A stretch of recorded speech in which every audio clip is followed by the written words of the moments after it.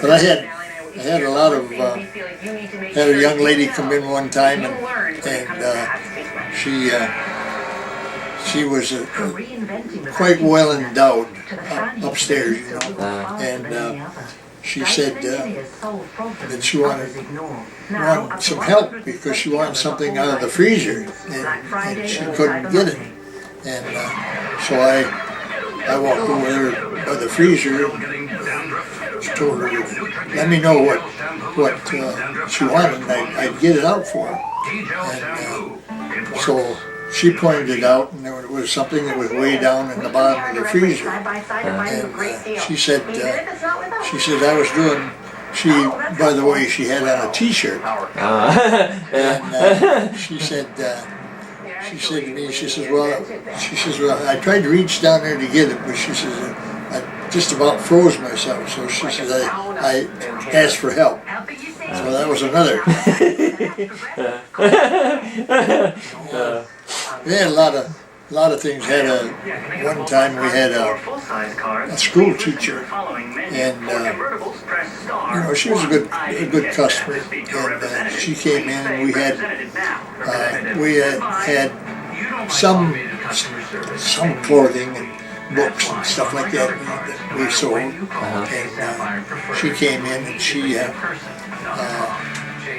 a quite large bag with her, and so my place in the store, I was able to see pretty much everything, and I watched her, and she was putting stuff in that bag, and I thought, well, she'll take it up in front, and she'll put it out on the counter and pay for it.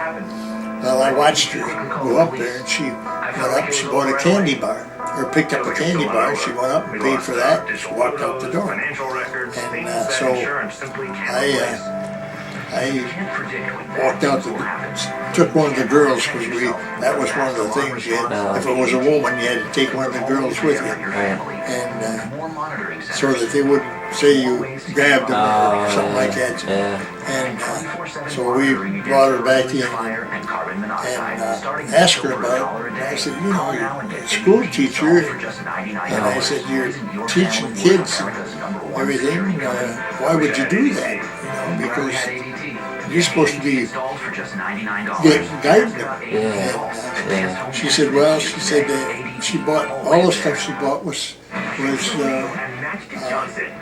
clothing and stuff for gifts, not for her. It was all for smaller kids. And she says, I didn't have any money to get my students any presents. So she says, I mistakenly thought I'd pick them up, you know. And so we told her that we should really, legally, we should call the police and have them come and get her. But we said, well, I talked to my boss, and I says, let's don't call the police on her. I says, I think she learned her lesson pretty much. And so we, as a group in the store, we bought, with our own money, we bought a whole bunch of clothes, socks, and hats, and gloves and socks, that type of stuff. And we wrapped them all up and took them to her class. Oh, wow. So, what a great story. Yeah. We told her it wasn't for her, you know, because she was wrong. We didn't want to say we were approving of what she did. So it's been quite a to learn that work with the people and the different things that happened, you know, and over the years, and people that came in and they would tell you stories, you know, about what they did in life and how many big fish they got. So it was it was a learning experience all the way around, and I really it was a good way to make a living and get to know people. Yeah. It was a good experience. I felt that I made a good living at it. I know when I first told my dad, I said when I come out of the service, and I told him that I had been a machinist before I went in the service, but when I came back out, there wasn't any jobs. No jobs in machinery. None of the shops.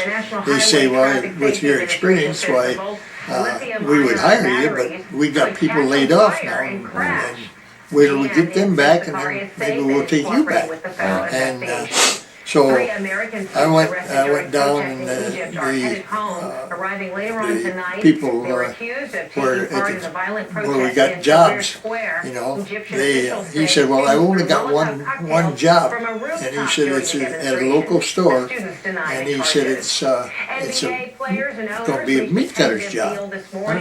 And I said to him, I said, who wants to be a meat cutter? And so he says, well, I'm not going to send you over there unless you're really interested. So I kept looking, went to all the shops around and everything like that, and I was getting low on money because I didn't have anything left from my discharge money. And so I told him, went back to the office, and I told him, I said, let me go talk to that man.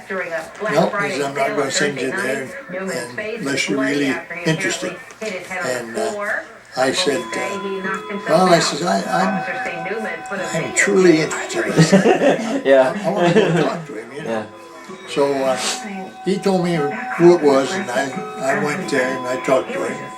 And he told me what the job was and what the pay was and everything like that. I said, well, I'll tell you what. I said, I'll work for you for a week. And I says, and then you can tell me, I says, I'll tell you if I like it or not. And I said, if you, and then I said, you can tell me if you think I could handle it, and I could learn. And so I worked for that first week. And he called me up in the office, and he said, and he had my paycheck, $20. Wow. And, he had it laying there on the desk, and he said, here's your pay. I said, nope. I said, oh, that wasn't the bargain. I said, I told you I'd work a week. You let me know. I said, what do you think? And he said, well, he said, you did pretty good. He said, you got cuts on every one of your fingers. So he says, I know you're trying. And I said, and he says, well, what do you think? And I said, well, I thought it was kind of interesting. I said, take a chunk of meat and make something to eat out of it. And you want it? So I worked another week, and I said, he called me up in the office, and he had my 2 weeks pay out there. And I said, no. I said, what do you think? Do you think I'm going to make it? And he says, yeah. He says, I thought you were interested in it. And so I said, he says, what do you think? And I said, I thought it was pretty interesting. I said, I says there were some parts of it I didn't care much for, but I said, I guess I'll learn it. And he says, well, he said, okay. He says, you can have the job, but he says you're going to take your money.